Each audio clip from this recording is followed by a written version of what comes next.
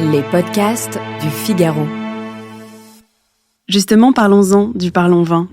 C'est toujours assez drôle d'observer les réactions de celui ou celle à qui on demande de parler d'un vin. Dans le pire des cas, ce sera panique à tous les étages. Dans le meilleur, on essaiera de s'en sortir avec une ou deux expressions vaguement entendues au restaurant. Mais finalement, lesquelles et surtout, pourquoi faire ? Bonjour à tous et bienvenue dans ce 5e épisode de Parlons Vin, le podcast qui vous dit tout sur ce que vous n'avez jamais osé demander. Je suis Alicia Doré, journaliste et responsable éditoriale du Figaro Vin, et dans cet épisode, on va parler de l'expérience ô combien douloureuse du commentaire de dégustation. C'est parti. Déjà, on pourrait se demander à quel moment on a décidé de parler du vin plutôt que de se contenter d'en boire. Alors oui, on produit du vin depuis des millénaires, mais jusqu'à très récemment, on n'avait pas vraiment de langage du vin. Aristote et Platon ont fait quelques tentatives de classification des saveurs. Pline l'Ancien se contentait de décrire les avantages avec une cuvée bonne pour l'appétit ou une autre chassant la tristesse. Mais à l'époque, personne n'aurait eu l'idée de blablater sur les arômes de fruits rouges et les notes de sous-bois. Et même plus tard dans la littérature, chez Rabelais par exemple, qui était pourtant pas le dernier pour la picole, on ne décrit pas les vins d'un point de vue analytique. Alors qu'est-ce qui a pu se passer pour qu'aujourd'hui tout le monde ou presque ressente le besoin de s'acheter des livres ou de suivre des formations pour savoir parler du vin ? Est-ce qu'on fera la même chose pour le beurre de micelle ou la purée de marron ? Pas sûr. En fait, c'est à partir de la deuxième moitié du XXe siècle et le développement de l'œnologie qu'on commence à parler des vins, principalement dans les salons et l'aristocratie, et donc par extension, ceux qui boivent et parlent des grands vins à l'époque sont pas ceux qui les produisent. Alors voilà peut-être une piste de réponse à la question qui nous occupe. Savoir parler d'un vin, c'est aussi une façon de se donner un statut, de se valoriser aux yeux des autres. Et on peut ressentir de la honte ou de la gêne à l'idée de ne pas être capable de reconnaître un arôme ou si un vin est censé être grand ou pas. Mais on s'éloigne ici dangereusement du simple plaisir de boire. Si on y réfléchit, vous pourrez bien apprendre à utiliser un vocabulaire complexe et ne jamais vraiment parler d'un vin. En fait, il faut savoir qu'au-delà de quelques expressions consacrées, souvent purement techniques, parler d'un vin ne devrait pas être plus intimidant que de décrire la saveur d'un velouté de légumes.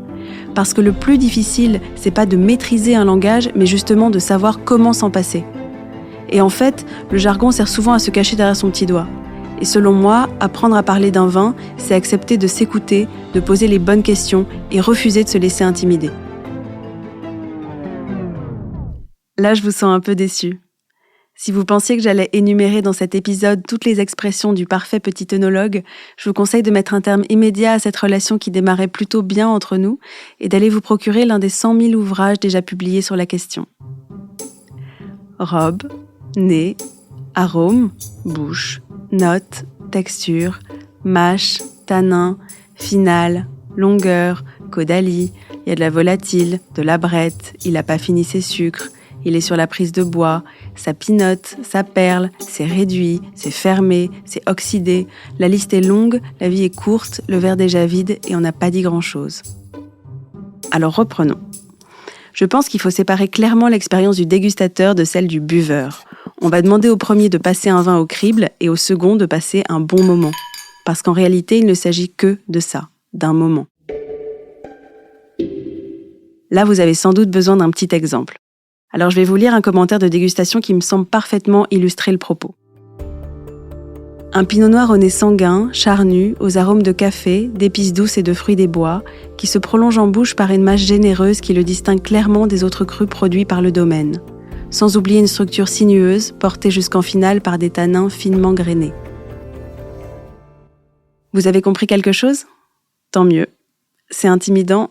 Peut-être. Et vous savez qui a écrit ça ? Moi.